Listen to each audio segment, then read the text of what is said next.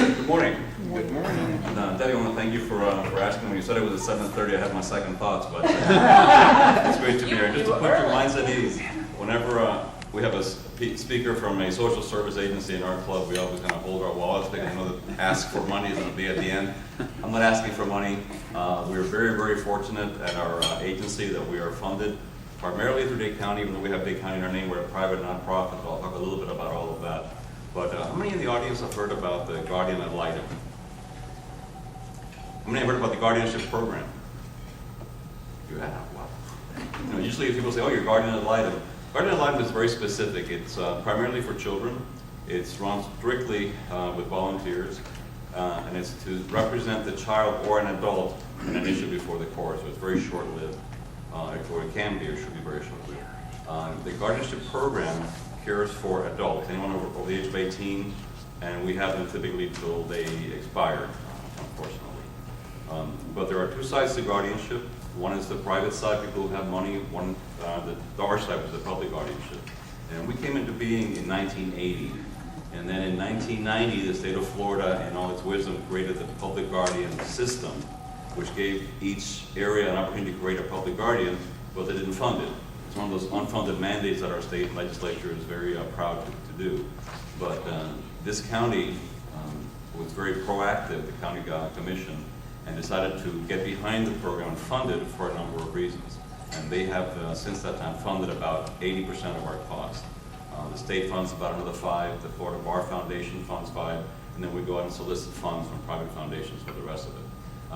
Our staff is totally employed professional staff. We have a staff of 40 people, including in-house counsel that represents everyone.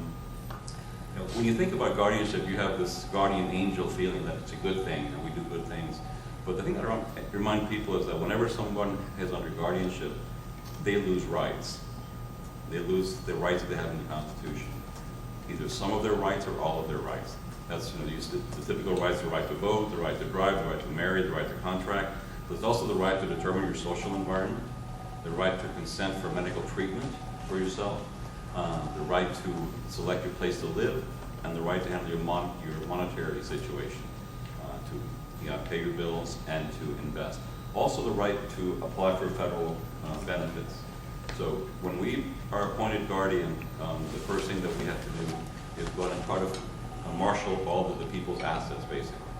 In many cases, we have a department that's called Intake and Properties, where we first make contact with the individual. And these people can be either elderly and have dementia, or our population under the age of 60 has doubled in the last 10 years. And that's primarily due to drug and alcohol abuse and also auto accidents. So our population is getting younger, which means we're going to have them for a longer time. But once we get them, there are only 3 ways to leave our program. One is to die. The other one is to be able to regain your rights and be restored. And the third is if we find an individual has money, or we find there's another family member that we didn't know about before, and we can then transfer to a successor guardian. And in our program, we weren't supposed to handle indigent individuals. So if we find we have money, we have to petition the court and resign from the case, and they assign a successor guardian to them. But the wards come into our program. We meet with them. In many cases, they don't know what's going on. So we found that they live in deplorable conditions. Maybe they haven't paid their electric bill. You go in the refrigerator, the food is spoiled. So we look for a place to place them that is commensurate with their medical needs. Most of our wards reside in adult living facilities, ALFs. And the second most populous area is nursing homes. But we try to put them in a place that is compatible with their needs. Hospitals, and we have of the 1,080 wards that we care for today, only 60 live in the community. That means they live with the family or relatives or someone who's willing to take care of them. And those are the ones that are really in most jeopardy, because they're the ones whose conditions change. If the people are there watching over them, they may not be there tomorrow, and we have to be able to monitor that and act accordingly. A number of our wards are in institutions like prisons. There's a state hospital in Broward County, and we have about 10 individuals there. And then we have individuals in the prisons up in North Florida at Chattahoochee. So we have to visit those people once a quarter to make sure that they're physically being cared for. If they need anything that the prison is not providing for, we have to take care of providing that as well. The last thing we have to do as they go through our continuum of care is prepare for end-of-life situations. When we get them, we try to squirrel away a little money every month. We pay for preneed burials, buy a burial plot for them, and in many cases, then we have to, a physician will ask for a do not resuscitate order, a DNR.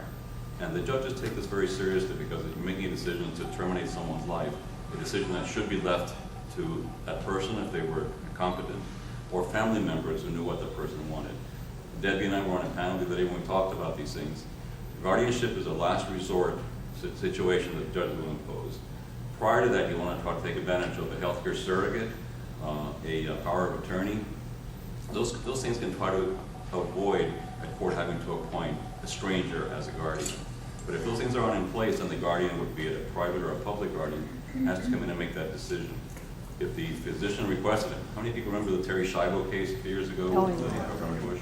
A very sad situation, and everything was put in place correctly prior to the person going into the comatose state, but it was a result where the families weren't in agreement with that decision, and they contested what the husband wanted to do and what the individual had indicated they wanted to do.